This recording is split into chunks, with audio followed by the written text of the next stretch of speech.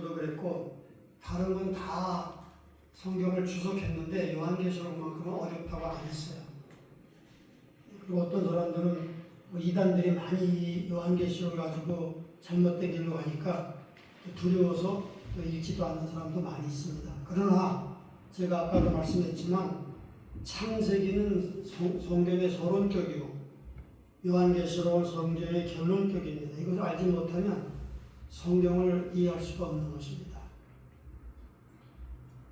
그래서 우리가 이제 그 요한계시록의 구조를 이제 조금 처음 듣는 분도 계시기 때문에 잠깐 우리가 리뷰를 한다고 하면 요한계시록은 스스로 성경 자체에 그 아웃라인이 있어요. 1장 19절이 바로 그 요한계시록의 아웃라인을 부활하신 예수님께서 직접 사도 요한에게 환상 가운데 말씀하신 거예요.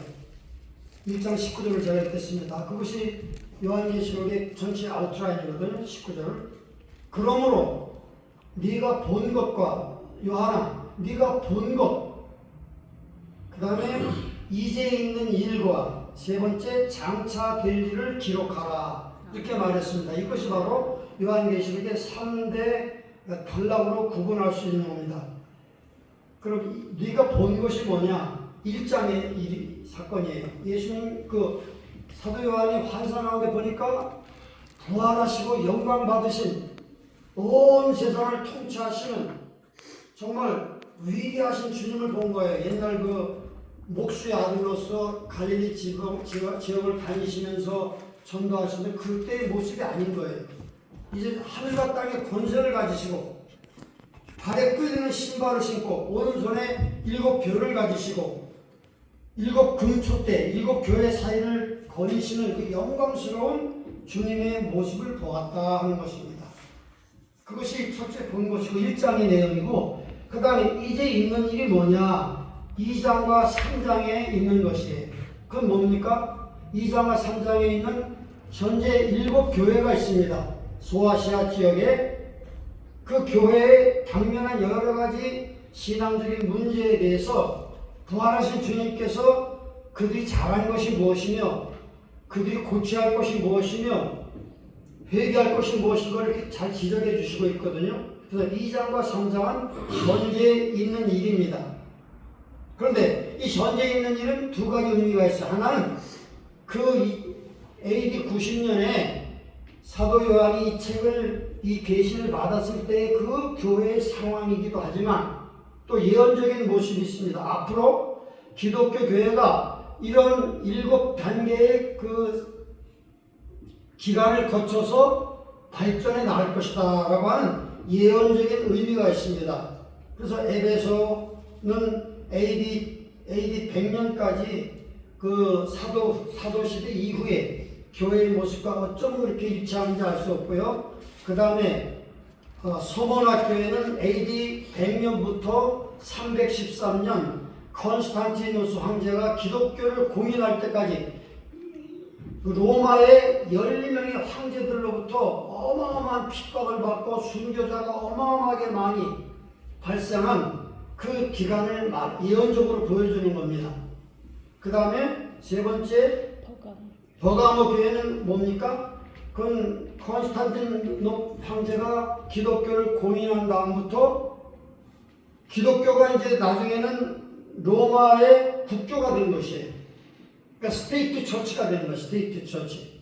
오늘날 독일의 루터 교회가 국가교회잖아요. 목사님들은 정부의 세금을 가지고 목사님들은 공무원처럼 월급을 주는 거예요. 국가교회가. 그래서 당시에도 그렇게 핍박받고 카타콤에서 숨어서 예배드리던 많은 크리스찬들을 다 이렇게 이제 자유롭게 예배드리게 하고 교회 성직자들에게 세금을 거두지 않고 이러기 때문에 국가의 교회가 된 거예요. 근데 그래서 좋은 것도 있지만 한편으로는 이제 이 세상과 교회가 이렇게 쫙 타협하게 되는 그런 빌미가 생긴 게 되는 겁니다. 네 번째는 두아디아 교회는 어느 시대를 말하느냐? 590년, AD 590년부터 공식적으로 교황이 등장하는 거예요. 네. 국가교회가 더 발전해서 이제는 교황 체제가 된 거예요. 언제까지? 1517년 마틴 루터가 종교 개혁을 할 때까지 약 1000년 동안 이 세상을 지배한 거예요. 교회가 세상의 임금들을 교황이 다스린 거예요.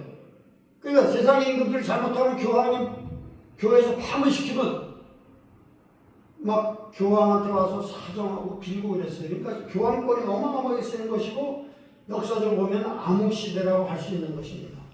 잘못된 일이 너무나 많이 있었으니까. 그러니까 이 두아디라 교회는 오늘날 캐톨릭 처치를 말하는 것인데 그것이 1517년에 끝난 게 아니라 지금도 캐톨릭 교회가 있잖아요. 그러나 1517년에 이 캐톨릭 교회가 두 쪽으로 쫙 갈라져서 개신교회와 캐톨릭 교회가 이렇게 공존하게 된 것입니다. 그래서 두아디라 교회가 그 시대를 말하는 것이 오늘날도 있는 교회예요. 그 다음에 다음 교회가 어디죠? 사대교회. 사대교회는 이 개혁교회, 개신교회를 말하는 거예요. 마틴 루터와 또 잔 칼빈, 쭈잉리 같은 분들이 교회를 개혁한 거예요. 처음에는 이 개신교회가 로마 캐톨릭으로부터 나오지 않으려고 했어요. 왜? 교회는 하나가 돼야 되기 때문에 우리 나올 필요 없이. 그러니까 이분들이 주장은 뭐냐면 지금 성경을 읽어보니까 로마 캐톨릭 교회에서 너무 잘못된 일을 많이 합니다. 면죄부도 팔고 여러 가지 성경보다 교황의 권위가 더 세고 뭐 여러 가지 잘못된 게 많은데 이걸 좀 고쳐주시옵소서, 이걸 좀 개혁해 주시옵소서라고 프로테스트한 거예요. 프로테스트. 그런데 로마 교회가 겸손하게 그걸 받아들였습니까? 아니에요. 받아들이지 않고 오히려 개혁자들을 핍박하고 죽이려고 했습니다. 그래서 할 수 없이 그 개혁자들이 따로 나와서 교회를 세우지 않을 수가 없는 거예요. 그래가지고 로마 카톨릭과 개신교회가 이렇게 분리가 된 것입니다. 예. 그래서 여기 보면 두아디라 교회 내가 그들에게 회개할 기회를 주었는데도 저희가 회개하지 않았다. 개혁자를 외쳤을 때 그들이 그렇지 우리 잘못이구나. 그걸 겸손히 뉘우치고 회개하고 고쳤다면 개신교회가 떨어져 나갈 이유도 없었고, 두아디라 교회가 하나님 앞에 기뻐할 텐데, 그걸 자기들의 그 치부를 외치는, 지적하는 개혁자들을 오히려 핍박하고 죽이려고 했기 때문에 교회가 떨어져 나가게 되었다. 그래서 사대교회는 바로 개신교회, 1517년부터 시작된 개신교회, 그러니까 루터교회, 장로교회, 침례교회 같은 이런 것들이 바로 사대교회의 시작인 것입니다. 그 다음에 빌라델비아 교회는 언제냐? 1790년부터 이제 그 영국의 유명한 근대 선교의 아버지라고 하는 누구죠? 근대 선교의 아버지라고 하는 갑자기 윌리엄 캐리. 윌리엄 캐리가 영국에서 인도로 배를 타고 세람파로 가는 곳에 가서 선교 활동을 시작하면서 그때부터 하나님께서 개신교회를 어마어마하게 축복하신 거예요. 미국과 영국에 어마어마한 대형 집회가 열리고 회개하고 막 사람들이 구름과 같이 이 예배에 모여들어가지고 회개하고 가슴을 치면서 그러면서 눈이 뜨니까 저 아프리카 대요, 저 아시아 대요, 저기는 복음이 전해지지 않았잖아요.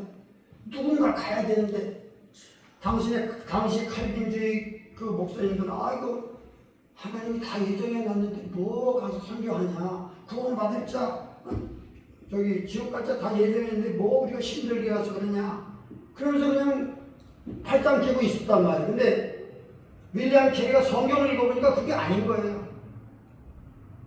구원받았는지 안 받았는지는 모르잖아. 우리가 전도해봐야 그분들이 받으면 전도를 해가지고 받으면 그건 구원받는 것이고 안 받으면 그 사람들 버림받는 것이고 그렇게 해보지도 않고 가만히 앉아가지고 그 수많은 아시아와 아프리카의 검은 어둠에 있는 사람들은 어떻게 누가 구원하냐 하면서 윌리엄 캐리가 이제 선교 운동을 시작한 거예요. 그때부터 영국과 미국을 중심으로 수많은 선교사들이 나온 거예요. 그때 이제 언더우드와 아펜젤러 같은 분도 미개한 조선 땅에 이제 들어와서 선교를 시작했지요. 일본도 선교하고 중국에는 허드슨 테일러라고 하는 위대한 선교사가 그 못 사는, 지금은 이제 중국이 많이 발전했지만 그 못 사는 내국 선교에 들어가서 엄청나게 그 중국인들과 같이 먹고 자고 그게 얼굴도만 옷도 입고 그러면서 중국 선교를 어마어마하게 한 거야, 허드슨 테일러. 네. 그러니까 이 빌라델비아 교회 시대 1700년대와 800년대, 1900년대는 교회가 어마어마하게 세상의 부흥과 선교를 하는, 하나님이 너무너무 기뻐하는 그런 시대였다. 그래서 여러분 빌라델비아 교회를 읽어보면 하나님 책망한 게 하나도 없어요. 계시록 3장 8절 볼저다 내 앞에 열린 문을 두었다. 열린 문. 전도의 문을 열어놓고 축복의 문을 열어놓고 교회가 어마어마하게 세상을 점령하며 세상을 주님께 인도한 놀라운 일이 있었단 말이에요. 그러니까 여기는 절대 책망의 말이 없는 거예요. 그런데 마지막 이제 라오디게아 교회로 가면서 어떤 뭐냐, 마지막 시대 배교의 시대가 오는 언제부터? 1900년 초부터, 아니지 2000년 초부터 지금까지 2025년, 아니죠, 죄송합니다. 제가 시기를 말하면 1900년이에요. 1900년 초부터 지금까지, 지금 언제 2025년까지 라오디게아 시대의 교회 시대에 우리가 살고 있는 거예요. 이때는 배교의 시대. 그리고 어떻게 표현하죠? 이때 1900년도부터 인본주의 철학이라는 것이 있잖아요. 칸트나 인본주의, 이성을 중심으로 해서 모든 것은 다 이성을 중심으로 판단해야 된다. 성경도 이성이 맞지 않는 그런 기적 같은 걸 믿을 수 없다. 그래서 자유주의 신학이 태어나게 된 것이, 그 자유주의 신학이 교회로 들어와서 신학교를 점령하게 된 것이, 그래서 독일 교회 신학교가 먼저 점령당하고 이것이 이제 1900년대 초부터 계속해서 미국으로 와서 유명한 신학교들이 다 자유주의 신학을 가르치게 된 것입니다. 그러니까 그런 데서 신학 공부하는 목회자들이 무슨 목회를 하겠어요? 성경을 하나님 말씀으로 받아들이지 않는데, 동정력 탄생도 안 믿는데, 예수님의 재림도 안 믿는데, 그런 놀라운 일이 막 생기니까 교회가 위기를 느낀 거예요. 야, 이러다가는 교회는 하나의 소셜 모임이 되겠구나. 그래서 어떻게 했어요? 제가 지난 시간에 말했지만 1905년에 뜻 있는 목회자와 신학자들이 이렇게 나가다가는 교회가 큰일 나겠다. 그래서 1905년도에 이분들이 모여가지고 이제 연구하고 해갖고 책을 12권을 발견했는데 이게 뭐냐? 기독교의 펀더멘털리즘, 근본적인 진리가 뭐냐?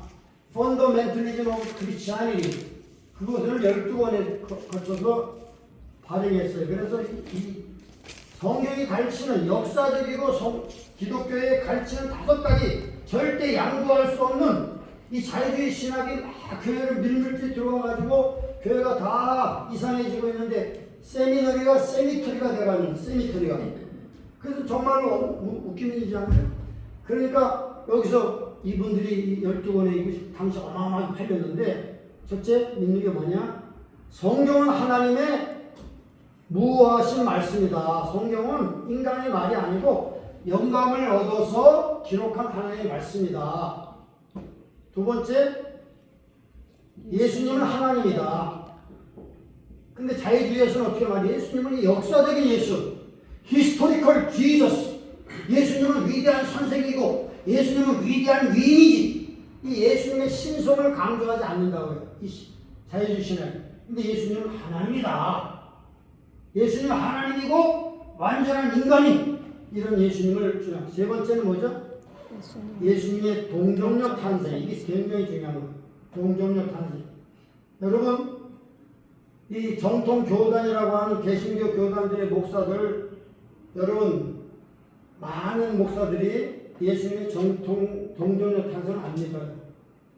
요즘에 동성애자들도 뭐 사제로 임명하는 성동회, 장로교, 원천 강유교 다 배교하는 시대에 살고 있는 거예요. 어떻게 동성애하는 자들 갖다 주교로 임명합니까? 어떻게 성직자로 임명합니까? 말도 안 되는 짓거리를 하고 있는 거예요, 지금 개신교들이. 예수님의 동정녀 탄생, 예수님이 동정녀 태어나지 않았다면 예수님은 우리의 구세주가 될 수 없어요. 예수님도 죄인 아버지를 통해서 그 피를 받았다면 우리를 구원할 수 없는 거예요, 예수님이. 처녀 몸에서 아버지 하나님을 통해서 태어났기 때문에 그분의 피가 우리를 구원할 수 있는 거예요. 네 번째, 예수님의 죽음과 부활과 승천. 이게 굉장히 예수님 속죄하신 사역과 부활 승천이 믿는 것입니다. 그 다음에 마지막 다섯 번째가 예수님의 재림을 믿는 거예요. 예수님의 재림을 강조하지 않는다면 그런 교회는 성경적이고 역사적인 기독교에서 이탈하는 것입니다. 그렇기 때문에 이 1905년에 이 펀더멘털리즘이라는 그런 그 책을 써서 우리 기독교를 이 자유주의 흐름 속에서 보호해야 되겠다 하는 것인데, 여러분 펀더멘털이라는 말이, 근본주의라는 말이 약간 좀 오늘날 뭐랄까 잘못 오용되고 있잖아요. 저 모슬렘 펀더멘털리즘은 과격한 테러리스트주 이런 것도 하니까 이 펀더멘털리즘 요즘에 뭘로 바뀌냐? 이벤제리컬 복음주의라는 걸로만. 그러니까 복음주의 교회는 이 다섯 가지를 믿는 거예요. 이 다섯 가지를 믿지 않는 교회는 다 자유주의 신학에 물든 배교의 교회다. 이걸 우리가 분명히 라오디게아 교회 시대에 우리가 살고 있는 거예요. 그러면 라오디게아 시대의 마지막에 예수님께서 신부를 데리러 이 땅에 공중으로 강림하시는 거예요. 공중 강림. 언제? 라오디게아 시대 마지막에. 그러니까 언제 올지 몰라요. 그러니까 깨어있어야 되는 거예요. 우리 교회가. 예수님이 그렇게 말했잖아요. 요한복음 14장에 너희는 마음에 근심하지 말라. 하나님을 믿으니 나를 믿어라. 내가 가는 것이 유익이라. 내가 가서 너희를 위해서 처소를 얘기하면 다시 와서 너희를 나 있는 곳으로 데려가리라. 그 예수님이 말씀하신 그때를 기다리면서 지금 라오디게아 시대 마지막에 주님이 공중으로 강림해서 자기의 신부들을 데리러 오시는 걸 우리가 기다리고 있는 거예요. 그러면 라오디게아 시대 마지막에 그러니까 교회를 부르러 공중으로 강림하시, 지상으로 오시는 게 아니라 공중으로 강림하시는 거예요. 그러면 교회가 어떻게 돼? 다가 교회 다닌다고 다 구원받는 게 아니라 거듭난 사람, 예수님을 진정으로 고백하고 주님을 진정으로 사랑하는 그 성도들을 데리러 오는 거예요. 이러면 자유주의 교회에 다닌다고 구원받는 게 아니에요. 성경에 이 다섯 가지 진리도 믿지 않으면서 그런 교회 다닌다고 구원받을 수 있겠습니까? 그래서 이게 교회가 데려오면 주님이 지상에 발을 디디자 저 우주에 공중에 오시고 교회가 2000년 동안 예수를 믿고 영원히 천국 간 분 있잖아요. 그러면 예수님이 그 영혼을 데리고 오는 거예요. 그래서 지상에 있는 그 육신 썩어진 육신을 같이 부활시켜가지고 같이 조인해서 부활한 성도들, 그 다음에 살아서 그때까지 주님을 기다리는 성도가 있다면 호련히 변화하여 이 두 그룹이 공중으로 스내쳐 끌어올려 주님을 영접하게 하신다, 이렇게 말하는 것이. 예. 그런 다음에 주님께서는 그 엄청난 수억의 신자가 되겠죠. 2000년 교회 역사는 얼마나 많은 성도들이 죽었으니까 그분들을 부활시키고, 또 살아있는 우리가 예수님을 오실 때까지 살아있다면 주여 아멘 하고 이제 우리가 같이 끌어올려서 공중에서 주님을 만나서 이 어마어마한 무리와 함께 예수님이 다시 어디로 들어가요? 천국으로 들어가는 거예요. 이 땅에 내려오는 게 아니죠. 네. 여러분 그 내용이 어디 나왔느냐? 여러분 시편 24편을 잠깐 제가 읽어볼게요. 이게 굉장히 중요한 말씀입니다. 시편 24편을 보면 하늘 문이 두 번 열립니다. 여러분, 자 여기 보면 문들아 너희 머리를 들지어다. 시편 24편에 영원한 문들아 들릴지어다. 영광의 왕이 들어가시리로다. 그러면서 영광의 왕이 두 번 하늘문이 열린단 말이에요. 그 8절은 영광의 왕이 누구시며 강하고 능한 여호와시여 전쟁에 능한 여호와시로다. 그러니까 첫 번째 영원한 문 하늘문이 열릴 때 누가 들어가셨어요? 예수님이 부활하고 승천하고 인류의 구속을 위해서 자기의 생명을 버려서 인류를 위해서 피값을 다 공로를 완성하시고 예수님이 승리자가 돼서 하늘로 올라갈 때 하늘문이 열리는 거예요. 영원한 문이 열려서 하늘에 있는 천사들이 다 예수님을 환영하고 경배하고 예수님 앞에 영광을 드렸단 말이에요.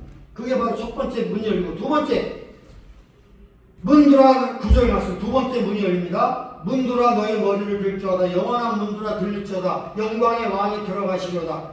근데 영광의 왕이 두 번째 영광의 왕이 누구시뇨?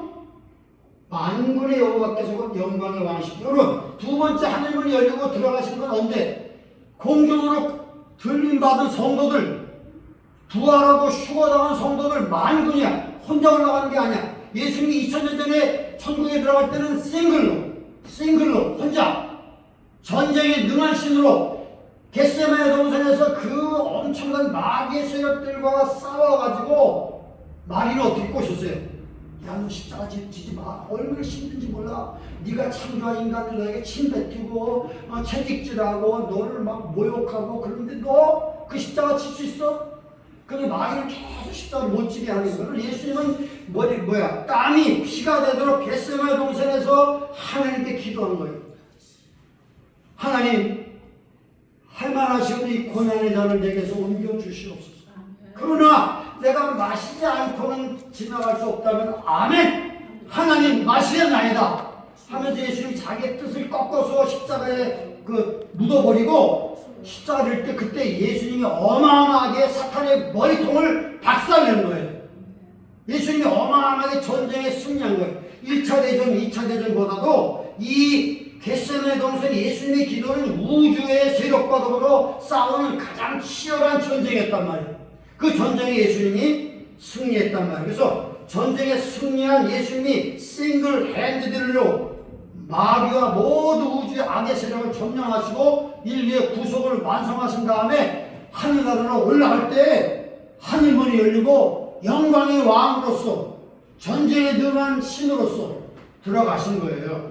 그러니까 천국에 있는 모든 천사들이 경배하며 예수님께 영광을 돌리는 거예요. 그런데 두 번째는 여기 두 번째 영광의 왕이 들어가신다는 건 뭘 말하냐면 예수님께서 이렇게 공중으로 강림할 때 라오디게아 시대의 마지막에 교회의 숫자가 이방인의 숫자가 다 차게 되면 우리는 몰라요. 하나님이 정하신 숫자가 있다고. 마지막 한 영혼이 예수님을 영접하고 구원받으면 하나님이 생각한 이방인의 숫자가 딱 차게 되면 그때 이리로 올라오라 하는 그 음성을 듣고 교회가 또 부활한 성도들이 공중으로 끌어올려서 주님 만나잖아요. 그럼 만나니까 많은 숫자예요. 만군이라는 게 뭐예요? 숫자가 많다는 거예요. 이제 혼자 예수님 들어가는 게 아니라 만군의 여러 명 그 영적인 군사들, 성도들과 함께 다시 천국문을 들어가는 거예요. 영광의 왕이 들어가시리로다. 영광의 왕이 누시며 만군의 여왕에서 여호와께서 영광의 왕이시로다. 그래서 여러분 이게 두 번 예수님이 들어가시는데 첫 번째 2000년 전에는 싱글로 들어갔다가 2000년 지나고 이제 예수님이 다시 공중 강림할 때는 많은 예수님이 열매들이잖아요. 그죠? 예수님이 피 흘려 십자가에 못 박힌 열매들이라고. 예수 믿고 구원받아 성결한 삶을 살려고 노력한 그 수많은 구원받은 영혼들을 데리고 그 열매를 기뻐하면서 함께 천국문으로 들어갔다 이거예요. 그래서 여러분 시편 24편이 굉장히 중요한 내용입니다. 자, 그래서 다시 한번 그러니까 우리가 지금 마지막 라오디게아 교회 사는 여러분, 라오디게아 왜 배교의 시대라고 말하냐? 요즘 보세요. 이런 자유주의 신학이 교회를 많이 점령했을 뿐만 아니라 그 요즘에는요 유명한 신학교 가는 것이 중요한 게 아니에요. 아카데믹하게 아카데믹하게 뛰어난 교회들은 신학교들은 되게 다 성경을 다 찢어 밝힌다니까. 요거는 뭐 죄의 문서, 요거는 피 문서, 요거는 인간의 쓴 말, 요거는 하나님의 뭐 이렇게 해서 막 복잡하게 성경을 말하고. 그러니까 여러분 오히려 내가 좋아하는 갈보리 채플 있잖아요. 미국에 척 스미스 목사님을 통해서 이루어진 갈보리 채플 같은 데는 그렇게 굳이 뭐 정부에서 뭐 아카데미하게 그런 문교부가 인정하고 이런 거 중요한 게 아니야. 우리 교단에서 정말로 목회자를 양성하는 기관이잖아요. 그게 중요한 것이지. 그러니까 여러분 정말 신학교를 잘 택해. 아무 신학교나 가면 안 돼. 저기 우리 저기 뭐야 10번 가는 데 보면 클레몬트라는 신학교가 있잖아요. 감리교 신학교인데 그런 데 가면 안 돼. 그런 데 너무 리버럴해. 너무 리버럴해.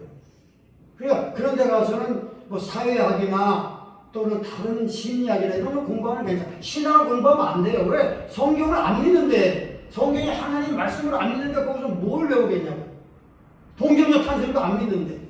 감리교가 굉장히 리버럴해. 이 미국의 연합 감리교회, 이 요하네슬레가 1800년에 말 타고 다니는 전도해갖고 수만 명이 예수를 믿고, 그래서 이 부흥이 일어나고 영국에 그 감옥이나 문을 닫고 엄청난 변화가 일어났잖아요. 이 요하네슬레의 그 대부흥운동을 통해서 영국이 명예혁명, 프랑스 같이 피를 흘리는 피혁명이 아니라 명예혁명이 되고 영국 사회가 뒤집어지고 이제 영국이 세계적인 나라로 나가는 그런 발판을 마련했는데, 그 후예들이라고 하는 연합감리교회는 영국에 있는 그 감리교들이 미국에 와서 선교해갖고 연합감리교회가 세워졌는데 지금 얼마나 리버럴한지 몰라요.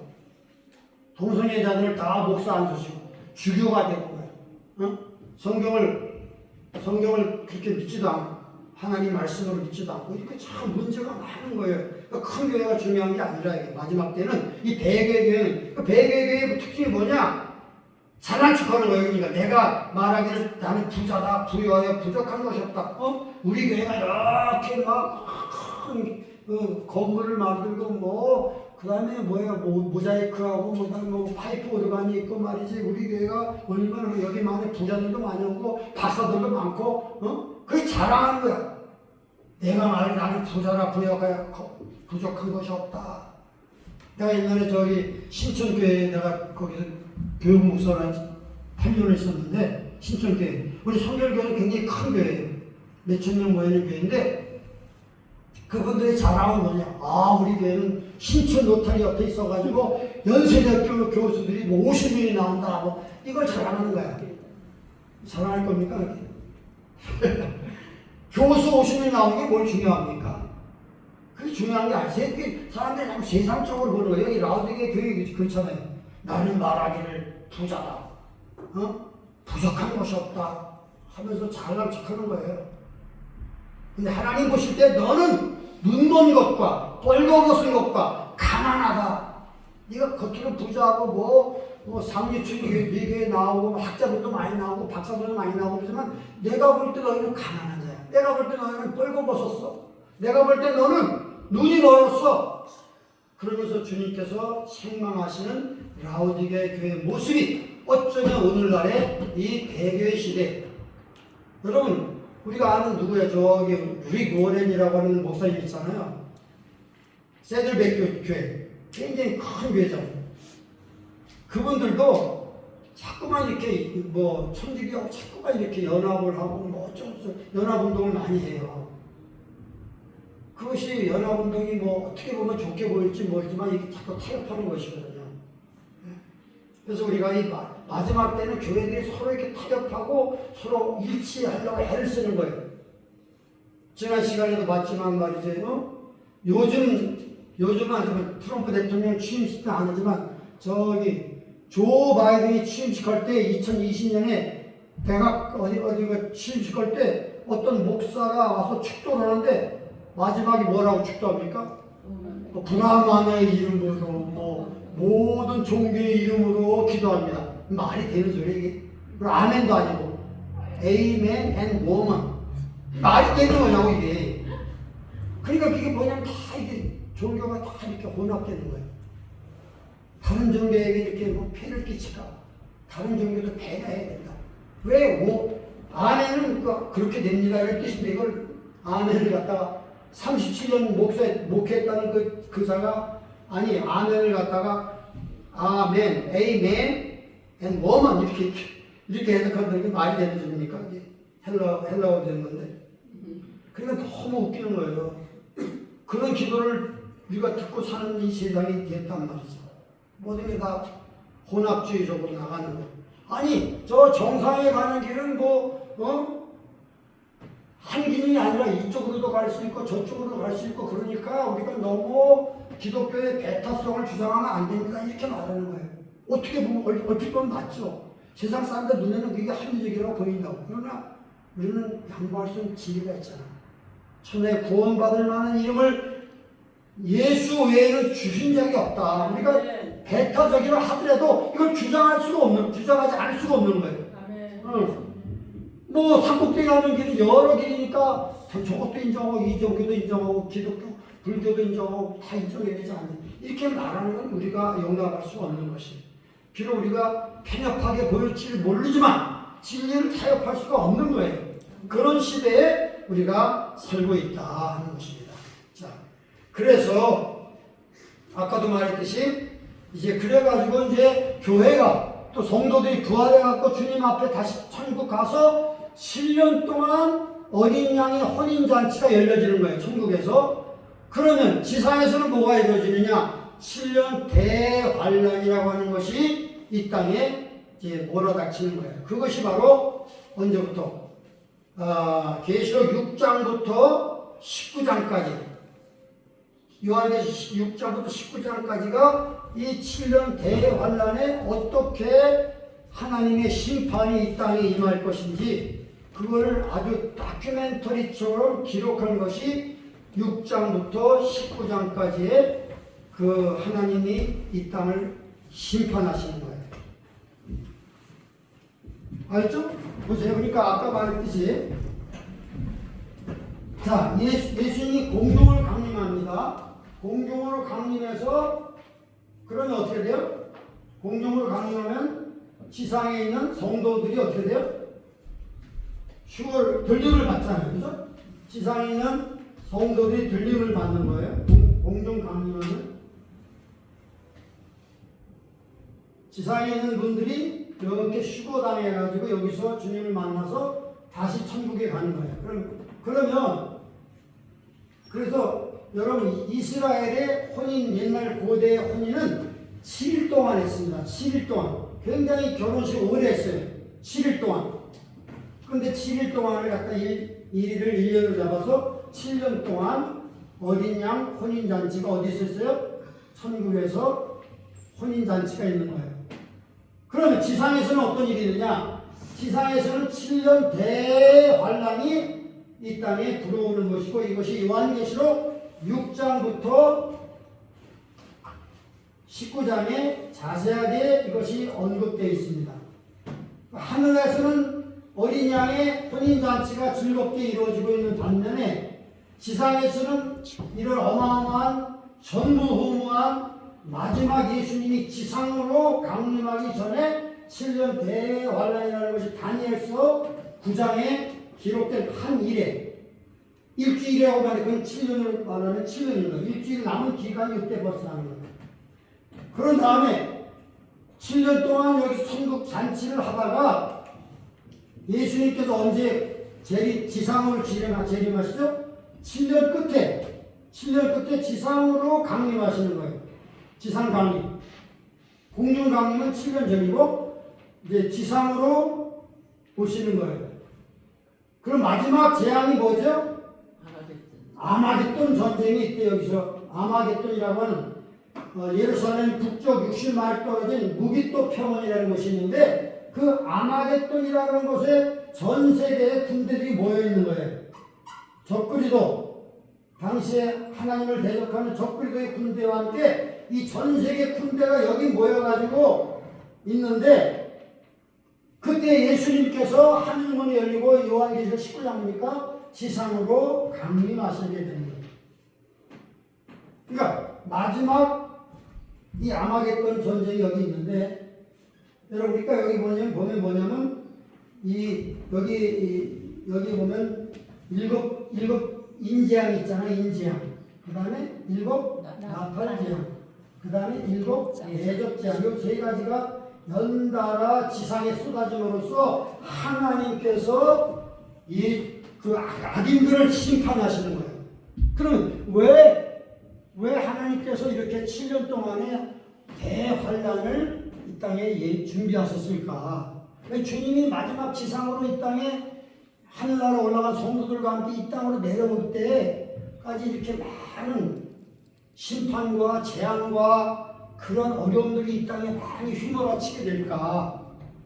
그것은 세 가지 목적이 있어서 그래요. 7년 대환란을 둔 세 가지 목적이 있단 말이에요. 그 세 가지 목적이 뭐죠? 제가 여러 번 얘기했는데, 첫 번째, 하나님이 인류의 마지막 끝에 예수님이 지상으로 강림하셔서 예수님께서 이 땅에 그렇게 바라던 천년 왕국을 건설하기 전에 그 7년이라는 이 환란의 시간이 이 땅에 반드시 있어야 될까? 세 가지 목적. 첫째는 하나님을 모르고 2000년 동안 하나님 기다리고 참고 견디고 회개하고 예수를 믿기를 바랐는데 구원의 선물을 받기를 바랐는데 계속 교만하고 하나님 믿는 자를 핍박하고 그런 잘못된 악인들, 불신자들을 심판하는 거예요. 그러니까 그걸 영어로 뭐라고 말하면 shake up the heathen, 이방인들을 흔들어 놓는 시간입니다. 이방인들 어떻게? 하나님께서 마침내 하나님 이방인들을 심판하는 시간. 그런 때 이때 제대로 하나님이 손을 보시는 거예요. 지금은 예수 안 믿어도 뭐 사람 잘 되잖아요.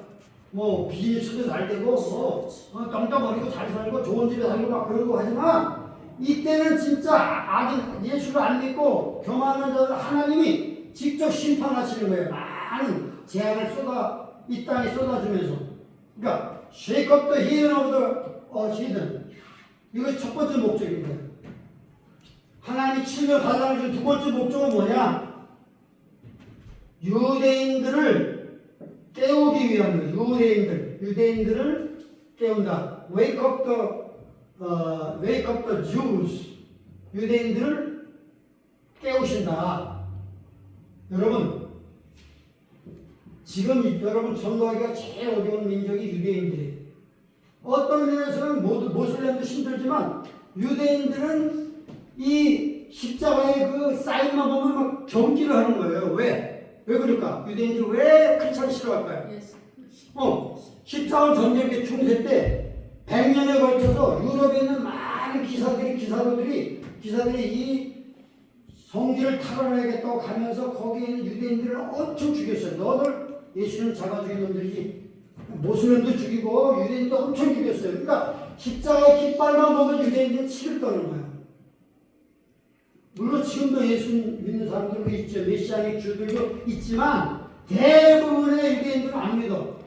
대부분의 유대인들은 지금 얼마나 불신앙을 갖고 있는지 몰라요. 그런데 이 유대인들을 하나님께서는 그냥 내버려두지 않고 7년 대환란이란 여기에 막 집어넣어가지고 이 용광로 같은 이 고난의 현장에 집어넣어서 그 적그리 돌아가는 짐승 정부의 통치자로부터 어마어마한 핍박과 순교를 당하게 되는 거예요. 그때 그렇게 막 히틀러에게 죽임을 당한 그 2차 대전 때와 같이 그 어마어마한 힘든 용광로 같은 고난을 통해서 이 유대인들의 눈이 열려서 예수님 우리의 조상들이 잡아준 예수가 바로 메시아였구나 하는 회개하기 위해서 유대인들을 깨우기 위해서 많은 고난 가운데 그들 집어넣고 그래가지고 나중에 눈이 열려서 메시아를 알아보고 회개해가지고 민족적으로 유대인들이 구원받는 시간이 필요한 거예요.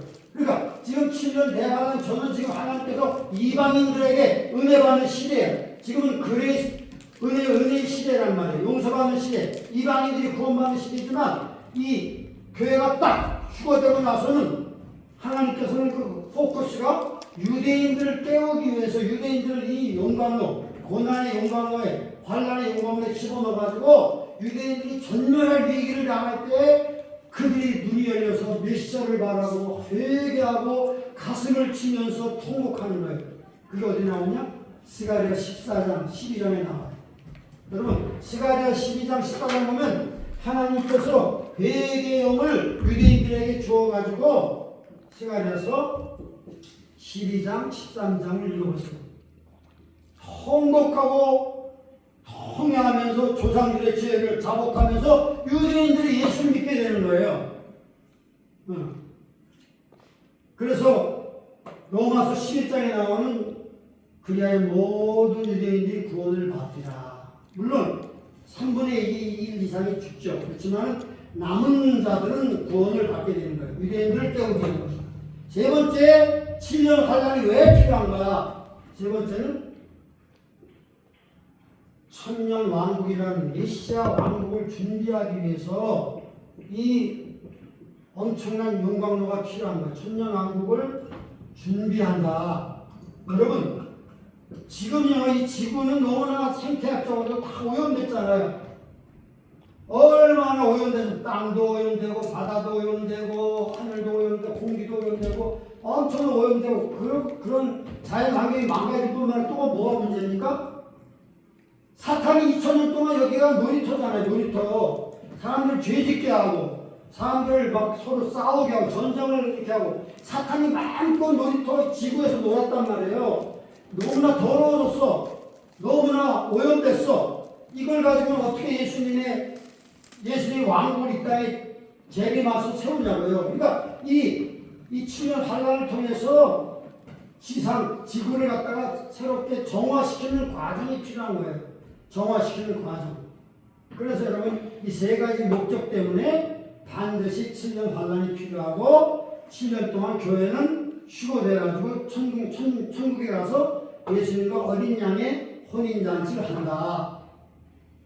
여러분 어떤 쪽에 속하겠습니까? 이쪽에 올라가서 주님과 더불어 영광스러운 시간을 보낼 거예요? 아니면 이 땅에 남겨져가지고 여기 많은 이방인들을 하나님 심판할 때 이 고난 속에서 처절하게 몸부림칠 거예요? 어떨 거예요? 여기 올라가야죠. 여기 올라가서 주님과 함께 어린 양의 혼인잔치 하늘의 상급도 받고 이러다가 예수님과 함께 내려오셔서 예수님이 지상을 다시 새롭게 하고 나서 천년왕국을 건설하실 때에 우리가 동참해야 될 거 아닙니까? 그것이 우리의 희망이잖아요. 자, 그러니까 다시 한번 본론으로 가서 여러분, 그러니까 여기 요한계시록 17장은요, 17장과 18장은 삽입장이라고 그래요. 삽입장. 그건 뭘 말하냐? 이 요한계시록 16장에 마지막 일곱 대접 재앙이 쏟아졌잖아요. 일곱 대접 재앙이 16장에 나옵니다. 16장 말에 보니까 자, 마지막 재앙입니다. 17절을 제가 읽어드립니다. 일곱째가 그 대접을 공기 가운데 소돔에 큰 음성이 있어 가로되 다 되었다. It is finished. 번개와 음성과 내성과 큰 지진이 났는데 여러분 이 지진은 역사에 이렇게 큰 지진이 없어요. 오늘날 큰 지진은 7점 몇 도면 큰 지진인데 여기 말하는 지진은 수십 도가 더 넘을 거예요. 그러니까 왜? 이 큰 지진이 나는데 사람이 이 땅에 오므로 이같이 큰 지진이 없더라. 그러니까 이 지진이 나니까 큰 성이 세 갈래로 갈라지고 만국의 성들도 무너진다. 만국의 성이면 뉴욕시티, 런던시티, 도쿄시티 이런 게 다 무너지는 거예요. 그리고 이 도시만 무너지는 게 아니라 어떻게 돼요? 뭐 도시만 무너지는 게 아니라 각 섬도 없어진다. 섬도 없어지는 거예요. 산악도 간데 없더라. 저 히말라야 산악이 납작해지는 거예요. 그러니까 이 지표면이 어마어마하게 토포그래피가 바뀌는 거예요. 예루살렘 같이 황량한 곳에 예수님이 발이 이제 아마겟돈 전쟁을 정리하고 딱 어디로 가요? 감람산에 딱 다녀갈 때 거기서 두 쪽으로 쫙 갈라지면서 감람산이 갈라지고 그 밑에서 생수가 흘러나와가지고 어마어마하게 지표면이 변화가 돼요. 왜? 그래야만이 이렇게 주님이 영광스러운 에덴 동산 봄가보니 그러니까 아담과 하와가 잃어버린 낙원을 예수님이 다시 지상 재림하셔 가지고 복락을 천년 왕국이 그래서 건설되려면 지상의 모든 그런 섬들도 변화되고 산악도 간지없고 사막 지역이 다 물이 흘러가지고 꽃동산이 변하고 이렇게 변해야 될 거 아닙니까? 그 다음에 장애인도 없어지고 그 다음에 상황 누구의 맹수들도 없어지잖아요. 여러분 예수님이 다스린 천년왕국에는 사망한 맹수가 없어져요. 아십니까? 왜? 자연계의 저주가 풀리기 때문에 그래요. 여러분 자연계가 왜 이렇게 살벌한 양육 강식이 됐습니까? 아담의 죄 때문에. 아담이 타락하고 죄를 졌기 때문에 어떻게 됐어요? 땅도 저주를 받아서 채소를 내오기보다는 가시와 엉겅퀴를 낸다. 그렇기 때문에 너가 이마에 땀을 흘리고 막 쟁기로 갈아엎고 열심히 모종하고 열심히 그 땅을 돌봐야만 먹을 것이 생겨난다. 이렇게 말하는 거예요. 그러니까 이 인간이 타락함으로 말미암아 땅과 자연 환경이 다 저주받았어요. 그 저주받은 증거가 뭡니까? 여러분 동물의 한국을 보면 어떻습니까? 그냥 그 순진한 말이지 사슴 같은 거를 막 사자가 어디 숨어 있다가 막 쫓아가서 잡아먹고 그 다음에 그 하이에나 같은 놈들이 말이죠. 얼마나 지독하게 그 같은 짐승을 잡아먹습니까? 정말 피 흘리는 너무나 무시무시한 악한 세상이 변한 것은 인간의 죄 때문에 전부 다 인간이 타락하기 전에 에덴 동산에 창세기 1장 28절 보니까 모든 동물들은 채식을 하게 돼 있어요. 채식을 하게 돼 있는데 인간이 타락함으로 말미암아 저주가 이 땅에 임해서 짐승끼리 서로 잡아먹는 거예요. 그 살벌한 세상으로 바뀐 거예요. 여러분 그런데 예수님께서 다시 이 지상으로 강림하시면 누구랑 함께? 하늘나라 올라왔던 부활한 성도들과 휴거당한 성도들과 함께 천군과 천사와 함께 예수님이 이 땅에 내려오실 때에 피조물들도 자유를 얻게 되는 거예요.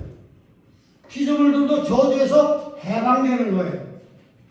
더 이상 다른 짐승을 잡아먹지 않아요. 카니발이 안 돼. 어떤 분을 그렇게 말해요. 카니발이 아니라 허법으로 채소를 먹고 사는 거예요. 옛날 에덴 동산처럼 돌아가는 거예요. 그렇기 때문에 그 제가 제 말이 아니라 이 지금 피조물들도 다 탄식하는 거예요.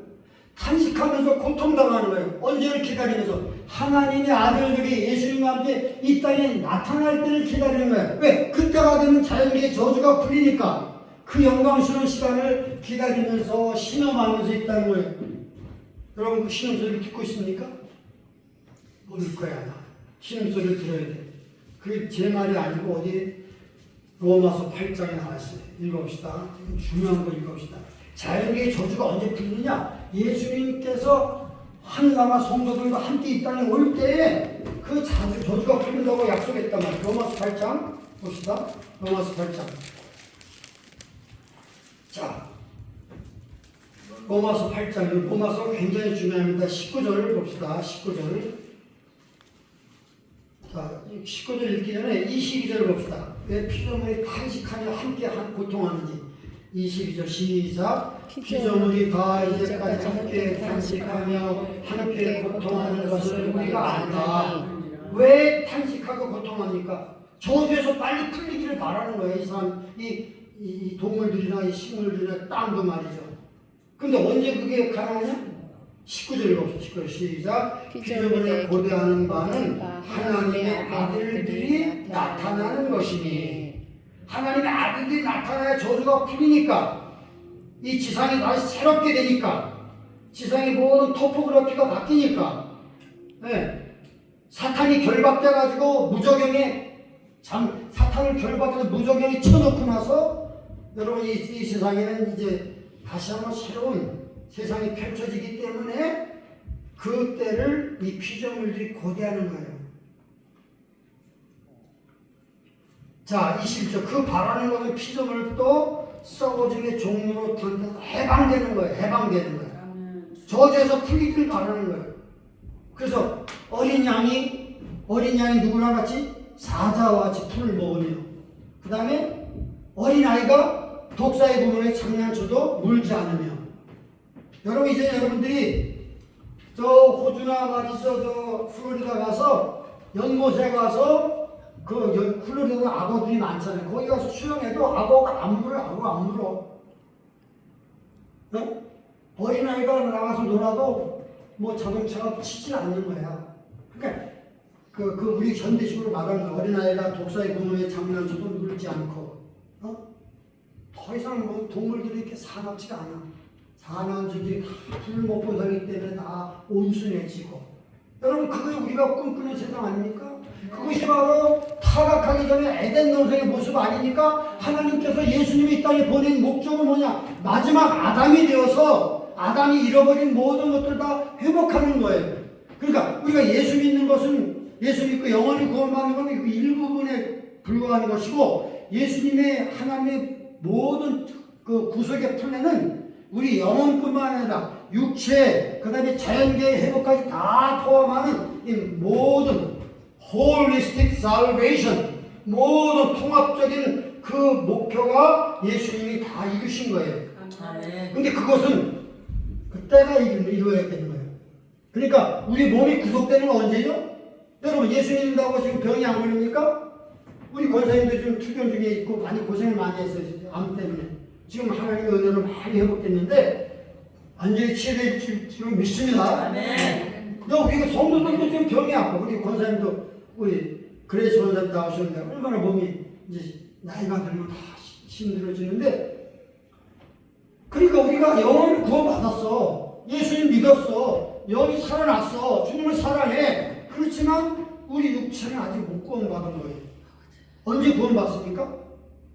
예수님이 공중 강림할 때 우리 몸이 구원받는 거예요. 그건 내 말이 아니에요. 여기 로마서 8장 봅시다. 로마서 8장 23절 읽어봅시다. 우리 몸이 구속받는다니까요. 천천히 23 시작. 이뿐 아니라 또한 우리 곧 성령의 처음 익은 열매를 받은 우리까지도 속으로 탄식하며 양자될 것 곧 우리 몸의 구속을 기다리라. 우리 몸이 구속받아야 돼. 영만 구속받는 게 아니야. 그것이 예수님이 원하는 게 아니야. 전체적으로 홀리스틱, 홀 살베이션은 뭘 말하냐? 영혼도 구원받지만 나중에 육체도 구원받는 거예요. 썩지 않는 예수님의 부활의 몸으로 변화되는 거예요. 그때 언제냐? 그때는 예수님이 공중 강림하셔서 신부들을 부르실 때 호련히 변화하여 낮은 몸이 영광스러운 몸으로, 썩을 몸이 썩지 않을 몸으로, 병든 몸이 신령한 몸으로 부활해서 주님을 만날 때 우리 몸이 구속되는 거예요. 그렇지만 이 모든 피조물들이 구속되는 건 이때가 아니에요. 그때는 언제? 7년이 지난 다음에 예수님이 지상으로 성도들과 함께 천사들과 함께 강림할 때 하나님의 아들들이 나타날 때를 피조물들이 고대한다고 했잖아. 이때를 보면 그때 이제 이 지상의 모든 이제 저주가 풀려가지고 예수님이 세우실 영광스러운 천년의 평화와 번영의 시대가 이 땅에 펼쳐질 때에 그때에 피조물들도 구원을 받는 거예요. 저주가 풀리는 거예요. 그래서 여기 로마서 8장 보면 세 가지 탄식이 나오는데 처음엔 피조물들이 탄식하고 있고 두 번째는 우리 예수 믿은 성령의 열매를 받은 우리들도 탄식하는 거야. 언제 내 몸이 구속받을까? 언제 내가 이 몸이 좀 자유롭게 정말 병들지 않고 늙지 않고 이 정말 영광스러운 몸으로 바뀔까? 이걸 우리가 기대하는데 그때가 있는 거예요. 우리 몸이 구속받는 것은 예수님이 공중 강림할 때 이 지상에 있는 피조물들이 다 구속받고 저주가 풀리는 것은 7년 후에 예수님과 하나님의 아들들이 나타날 때, 그래서 이 땅에 내려와서 이 땅에 천년왕국을 세우실 때 그때 구원받게 되는 것입니다. 여러분, 그래서 여러분 우리가 이 성경 말씀을 잘 보면서 이 정말 하나님께서 우리를 구원하는 영혼만 구원하는 게 아니구나. 우리 육도 하나님 구원하시고 이 피조물도 이렇게 저주를 풀어서 정말 모든 세상 피조물들이 다 사랑하고 화합하고 평화롭게 살기를 원하는구나. 이것이 바로 예수님의 공중강림과 지상강림과 연결되어 있다는 것을 우리가 분명히 알아야 될 줄로 믿습니다. 그래서 여러분 이 마지막 7번째 재앙 때 대지진이 일어날 때 성들이 세계의 도시들이 무너지고 산악이 움직이고 성들이 움직일 때 그때 순서적으로 보면 이 요한계시록 16장이 어디로 연결되어야 돼요? 요한계시 19장으로 연결돼가지고 예수님이 클라이맥스인 예수님의 지상 재림을 연결돼야 되는데 왜 17장과 18장이 삽입되어 있는가? 요 두 바벨론이 왜 멸망되는 건 이게 특별히 두 장에 걸쳐서 성경이 하려하고 있는가?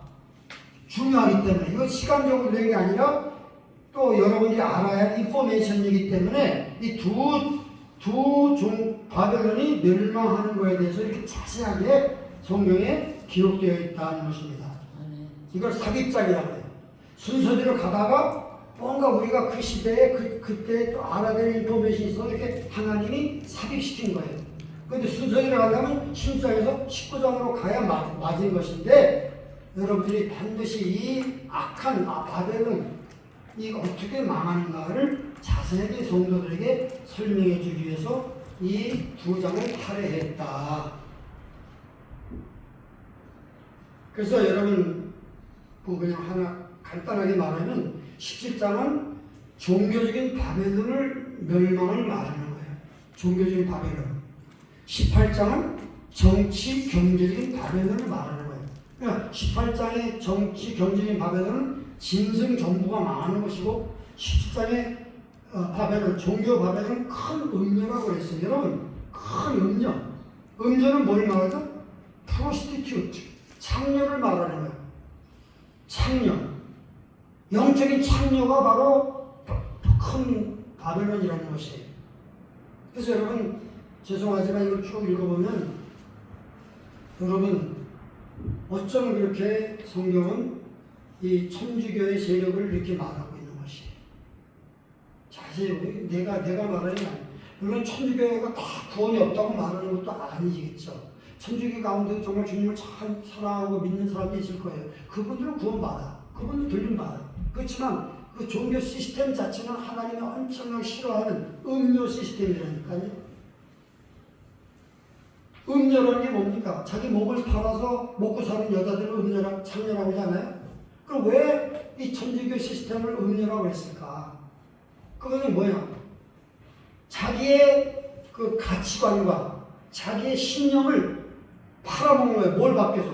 권력을 얻고 그 다음에 재물을 얻기 위해서 자기의 신념과 가치관을 창녀처럼 몸을 파는 거예요. 그래서 천주교 2000년의 역사를, 특별히 중세의 역사를 살펴보면 얼마나 비리가 많고 얼마나 도덕적으로 잘못되고 성직을 매매하고 그 다음에 뭐 면접을 팔아서 많은 사람들을 막 혹세 무민하고 얼마나 교황들은 뭐야 신부주의자이기 때문에 얼마나 음란하고 그런 뭐 말도 말할 수 없는 그 흑역사가 있거든요. 여러분. 그래서 여러분 제가 이제 구체적으로 다음 시간에 왜 그러면 이것이 그 성경이 그걸 가르치느냐 성경을 통해서 자세하게 제가 증명해 드리겠습니다. 왜 이것이 로마 바티칸 교황청을 말하고 있는 것인지 성경이 자세하게 그다음에 천사가 자세하게 설명을 해주고 있는 것입니다. 그러니까 여러분 이걸 들으면서 시스템은 잘못된 거예요. 가톨릭은요 그 시스템을 믿으면 우리 구원받는 게 아니에요. 예수를 믿어야 구원받는 거지 그 시스템을 쳐다보고 신부를 믿고 이래가 구원받는 게 아니란 말이에요. 예수를 믿고 성경을 믿고 거듭나야 구원받는 거예요. 근데 천주교 안에 그런 성경 없느냐? 그건 아닌 거예요. 돈의 값을 다 없는 건 아닌데 그러나 대부분의 그런 그 조직과 그 체계가 잘못됐다는 것이에요. 예, 잘못됐다는 것이에요. 기도하십시오.